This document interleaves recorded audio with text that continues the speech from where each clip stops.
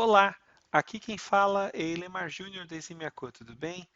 Nesse vídeo continuamos falando sobre fundamentos de arquitetura de software. Mais especificamente, vamos falar sobre documentação para arquitetura de software. Aliás, esse é um tema bem controverso, porque um bocado de gente assume que documentação para arquitetura não é algo assim tão necessário. Hum, será? Pois é. Vamos falar sobre isso agora, mas antes de avançar, se você não é inscrito no canal, inscreva-se. Se você ainda não ativou as notificações, ative. Combinado? Bora falar sobre documentação então.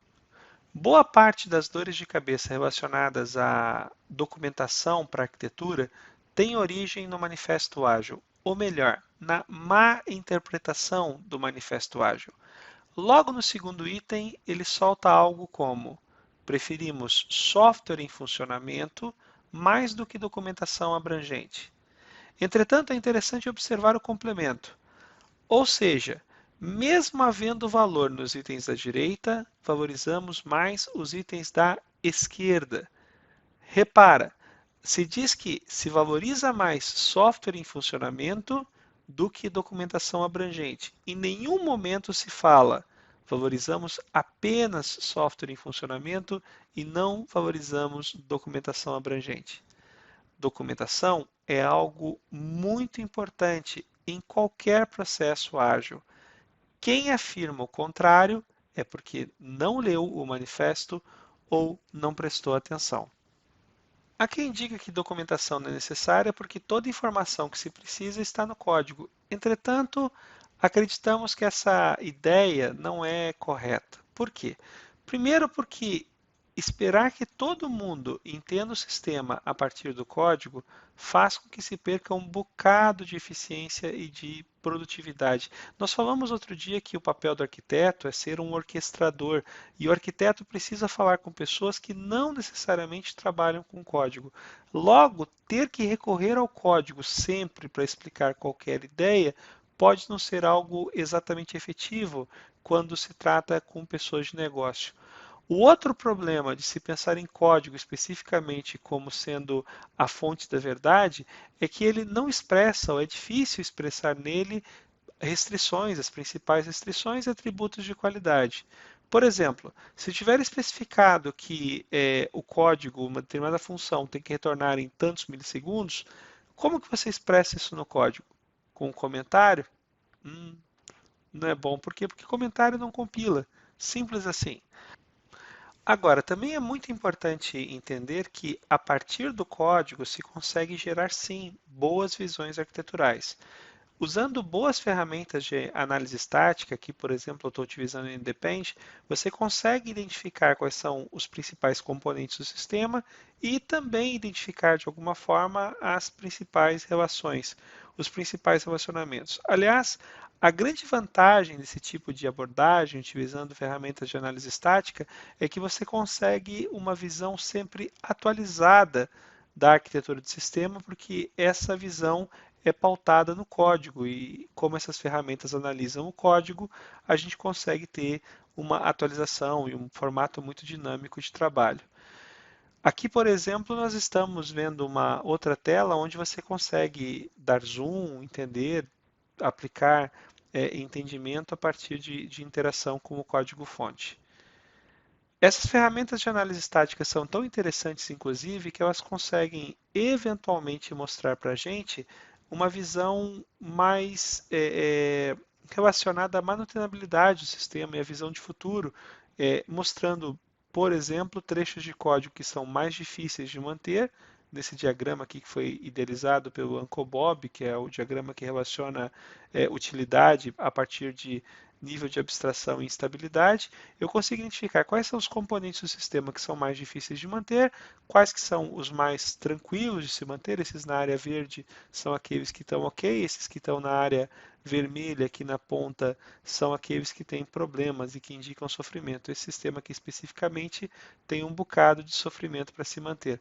Utilizando ferramentas de análise estática, eu consigo ter visões amplas com relação a como está a minha arquitetura. Entretanto, essa visão ampla apenas facilita o entendimento da própria base do código. mais ou menos eu consigo entender os componentes que foram idealizados, eu consigo entender as responsabilidades, eu consigo vislumbrar inclusive os relacionamentos, mas é bem complicado entender a estratégia, ou seja, as principais restrições e os principais atributos de qualidade que eu preciso observar e respeitar. O código geralmente não informa isso não. Por fim, há quem defenda a utilização de testes como fonte de documentação. Eu entendo que testes são sim uma excelente fonte de documentação, uma excelente fonte de referência para você pensar em como entender o sistema, mas não necessariamente com relação à arquitetura. Aliás, é importante deixar claro que testes de unidade, principalmente, são excelentes para explicar decisões de design, mas não decisões de design envolvendo arquitetura. As decisões de design que envolvem arquitetura vão ser mais explicadas ou mais bem explicadas por testes end-to-end ou testes de aceitação. Esses testes end-to-end são importantes porque eles podem expressar, não necessariamente expressam, atributos de qualidade e principais restrições, mas podem expressar, não necessariamente o fazem. Por isso, cuidado ao assumir que testes são ou substituem documentação. Eles até podem substituir documentação, mas raramente documentação relacionada à arquitetura. Tá bom? Agora, é importante reconhecer que, se nós pensarmos e entendermos que o repositório onde nós armazenamos o código-fonte é muito mais do que um backup de luxo, talvez a gente consiga extrair dele informações importantes que colaborem para a evolução do sistema e para o pensamento arquitetural. Por exemplo, uma coisa que se consegue identificar facilmente a partir do repositório é quais são os arquivos que recebem mais modificações. Geralmente uma parcela muito pequena dos arquivos, essa que está aqui indicada nesse gráfico que aliás mostra o número de commits por arquivo no código-fonte do RavenDB, do servidor do RavenDB, se percebe que os primeiros 100 arquivos representam a maior parte dos commits nesse codebase. Esses primeiros 100 arquivos e conhecer quais são esses primeiros 100 arquivos permitem ao arquiteto entender quais são os componentes que têm maior impacto na produção. É uma informação sem sombra de dúvidas importante, mas infelizmente frequentemente ignorada. O código-fonte, ou seja, o repositório onde está o código-fonte, não é um espaço de backup de luxo. É um espaço social que mostra a evolução dos componentes ao longo do tempo. Tem muita informação valiosa lá sim para os arquitetos. Tá bom?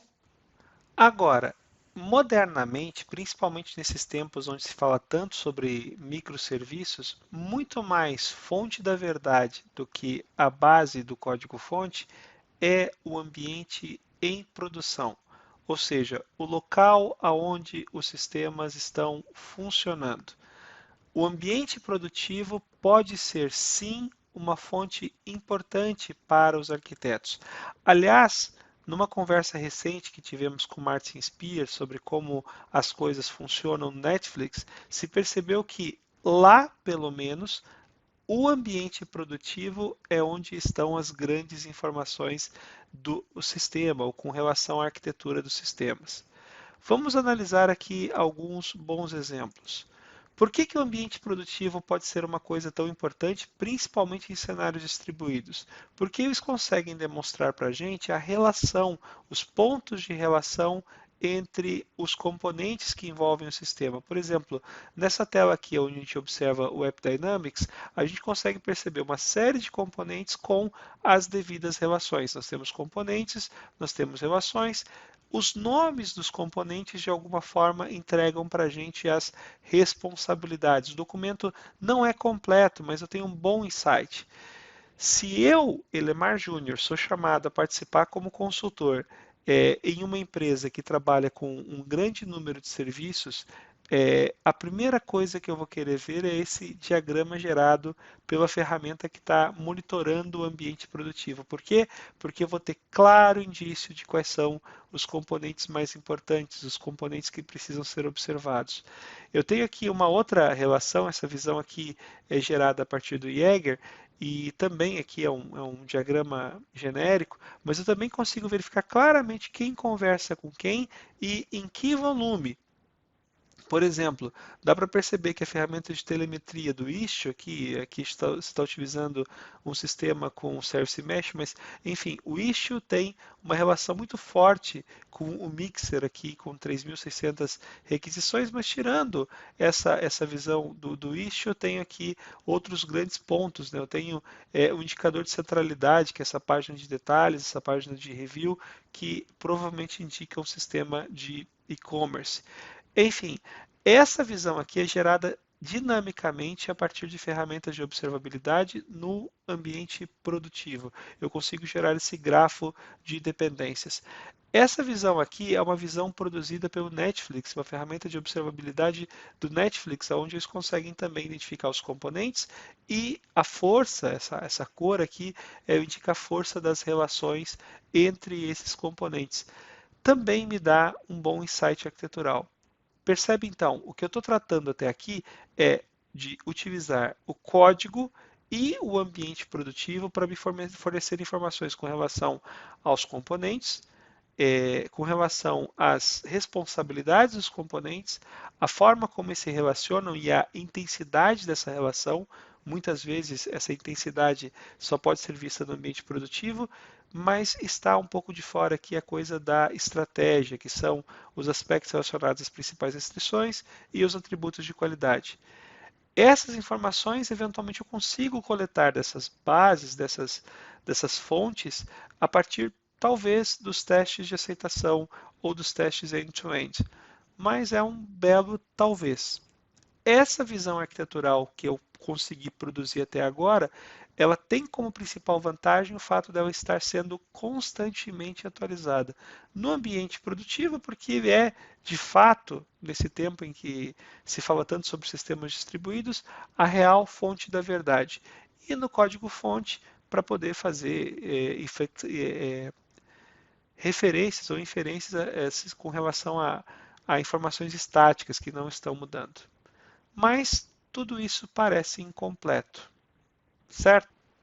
O fato é que as informações que eu consigo extrair a partir do código-fonte do ambiente produtivo, embora extremamente atualizadas, geralmente são incompletas, porque elas não trazem de uma forma sucinta a combinação de objetivos do negócio, restrições e atributos de qualidade. Então, o terceiro formato comum para a geração de documentação continua sendo a produção de diagramas utilizando ferramentas específicas para a produção de diagramas, que é o que está sendo representado aqui com esse quadrinho branco. Então, nós temos o quadrinho branco para poder produzir os diagramas que vão nos dar a visão mais ampla com relação a objetivos de negócio, atributos de qualidade e principais restrições. Nós temos sim o controle de versão e o código-fonte, da onde nós vamos conseguir extrair informações com relação à organização dos componentes e como eles estão organizados, e o ambiente produtivo, que nos vai dar uma boa visão dos eventualmente atributos de qualidade que está tentando obter. Agora, é importante que se diga que um dos papéis do arquiteto, a gente tem falado bastante sobre isso, é pensar em envolver as pessoas, envolver os stakeholders na construção da visão arquitetural. Nós, na Eximiaco, acreditamos de verdade que alinhamento de propósito dá autonomia de atuação. Existe um modelo para se pensar a documentação de arquitetura que é conhecido como modelo 4+1. Esse modelo 4+1, ele prevê que o arquiteto deveria pensar sobre diferentes visões, diferentes pontos de vista com relação ao software que se está querendo fazer. Deveríamos pensar sobre o ponto de vista do desenvolvedor, para que o programador consiga entender claramente que código ele precisa escrever, mas também deveríamos pensar um pouco sobre o ponto de vista de lógica, ou o ponto de vista lógico, que é onde se fala sobre as funcionalidades para o usuário final, com relação aos processos, para se pensar muito com relação à performance, escalabilidade e fundamentalmente as integrações, e a topologia física, que é como que nós pretendemos ter este software rodando em ambiente produtivo. Essas quatro visões especificamente não são facilmente geradas a partir de ferramentas dinâmicas, como a gente estava vendo aqui antes, que extraem a informação ou do ambiente produtivo ou do código. Para complicar ainda, nós temos os cenários, que é onde se trata especificamente dos casos de uso que se pretende trabalhar e se desenvolver. Pois bem, por causa dessa necessidade de se criar diferentes visões com diferentes níveis de abstração, ainda são comuns as utilizações das ferramentas ou das linguagens para expressão arquitetural.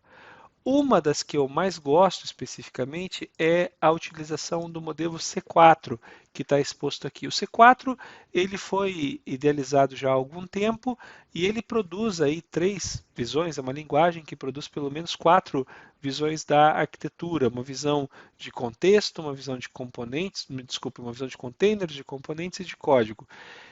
Ela é extremamente interessante porque o criador, o idealizador da visão do modelo C4 propõe que você possa representar através de uma iconografia característica ou então a partir de uma linguagem, usando lá uma ferramenta que ele desenvolveu, que é o Structurizer, que consegue gerar a partir de texto, de código, essa visão gráfica que a gente consegue perceber e entender. O grande argumento, o ponto mais interessante do C4, na minha interpretação, é o fato de ele começar com aquela visão mais ampla de contexto, relacionando o seu software com as aplicações terceiras. Mas, enfim, é só uma alternativa, tá? Existem muitas outras. Um recurso que já foi muito famoso no passado, mas que hoje está com um cheirinho de mofo, é a utilização de UML. O ML é uma linguagem especificamente concebida para você expressar padrões de design que podem representar ou arquitetura ou não. A OML é extremamente interessante e o principal ponto favorável da OML é que ela produz uma visão padrão que é entendida pela maioria das pessoas. Principalmente quando se fala sobre o diagrama de classes, por exemplo, esse diagrama é seguramente e instintivamente entendido por quase todo mundo. Está um pouquinho em desuso, vem perdendo um pouquinho em popularidade, mas é um recurso bastante interessante que eu recomendo que você observe. Outra opção interessante para a gente começar a pensar nessa representação do quadro branco é a visão do ArcMate. O ArcMate é uma. Aqui eu tenho aqui um quadro da estrutura e da forma como o ArcMate é organizado. Essa aqui não é uma expressão da linguagem, é só uma representação conceitual de onde que o ArcMate funciona e como que ele atua, mas o ArcMate fundamentalmente ele foi idealizado pelo mesmo grupo que pensou o ML e ele é utilizado amplamente no cenário de arquitetura corporativa, com ferramentas de arquitetura corporativa, principalmente, que permitem algo bem interessante, que é a criação de um repositório. Esse repositório permite que você faça vínculo, por exemplo, entre componentes de software, com processos, com hardware e consiga saber, por exemplo, o impacto que teria a substituição de uma determinada peça de software, de hardware, no conjunto de um determinado software que você projeta com determinados processos. A quarta dimensão aí acaba sendo dados. Aqui eu tenho essa visão das camadas para a gente poder considerar e trabalhar. Enfim, é um outro modelo bastante interessante. Então, aqui nesse diagrama que eu estou mostrando para você, eu mostro um exemplo explícito do Archimate. É interessante destacar que nesse diagrama especificamente estão relacionados os principais processos de negócio ou elementos de negócio, com o ator que é o usuário.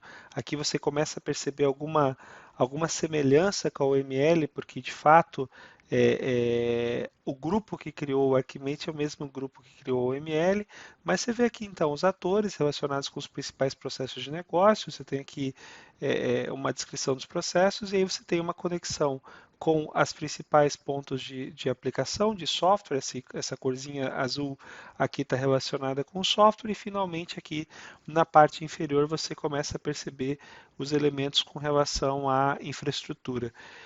Essa visão que o Archimate permite criar, essas visões que o Archimate permite criar, estão plenamente alinhadas com aquela visão de 4+1 que nós vimos no modelo anterior, e é extremamente efetiva.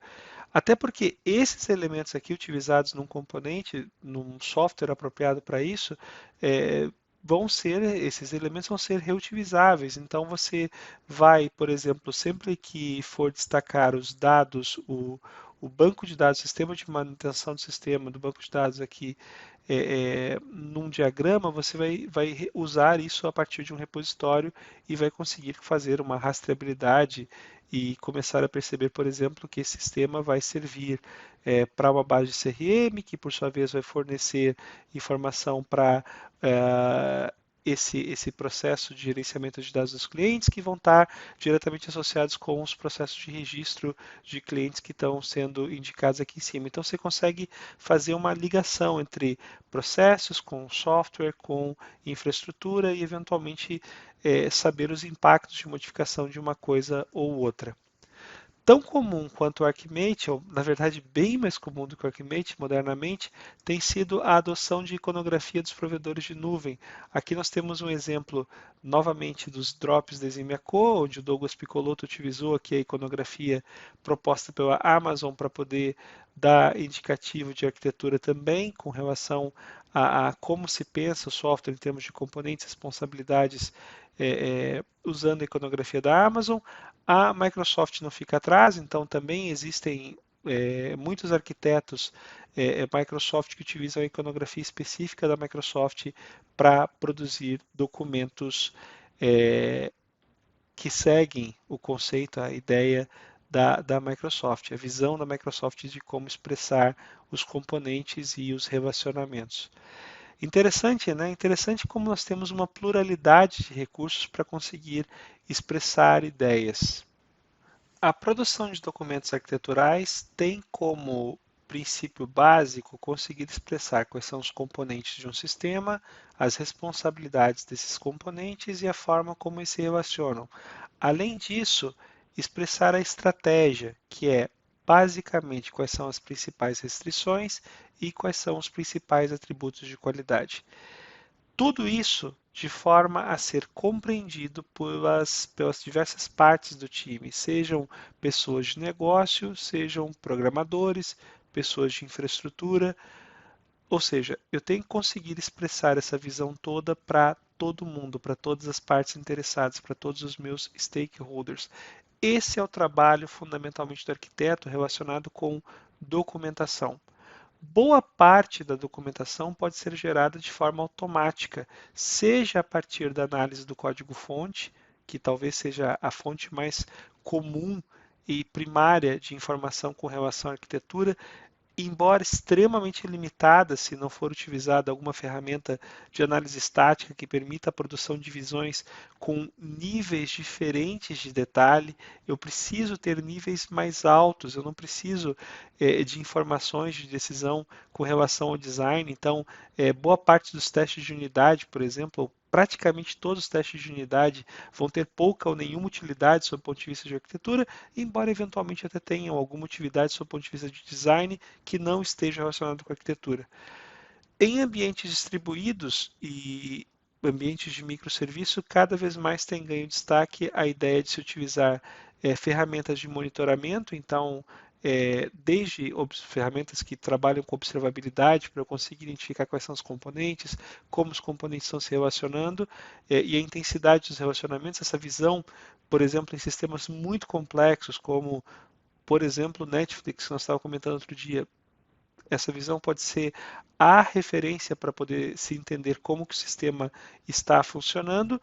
E, finalmente, existe o quadro branco, que é onde o arquiteto vai trabalhar na construção de representações, muitas vezes de sistemas que ainda sequer existem. Então, o projeto da arquitetura muitas vezes começa, ou na maioria das vezes, começa pelo quadro branco. Costuma ser um erro sentar e programar diretamente, porque o exercício da programação quase sempre faz com que a gente cometa alguns deslizes, ignorando principalmente atributos de qualidade e as principais restrições. Sistemas não observados por arquitetos pecam por isso. Perfeito? Pois é. No final do dia, a gente tem que lembrar que o objetivo básico de gerar documentação para arquitetura é reduzir custos de desenvolvimento, custos e risco. Se lá no Manifesto Ágil a gente dizia que se valoriza mais software funcionando do que documentação abrangente, e isso é verdade, temos que pensar sobre o que queremos dizer com esse conceito de software funcionando. Software funcionando ao longo do tempo precisa ser mantido, e para ser mantido precisa ser entendido.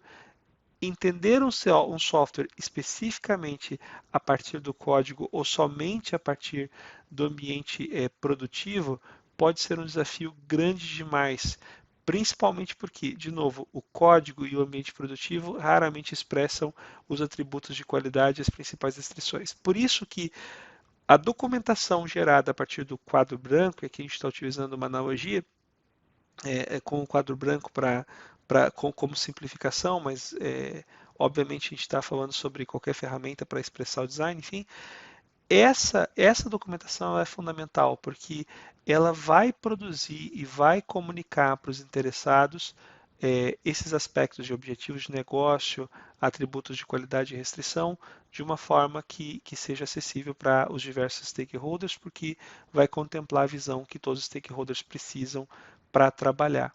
Qual o nível de detalhe que essa documentação tem que ter? O suficiente para que documentação mais código seja mais barato de manter do que somente código. Quem vai conseguir determinar isso? O arquiteto. Certo?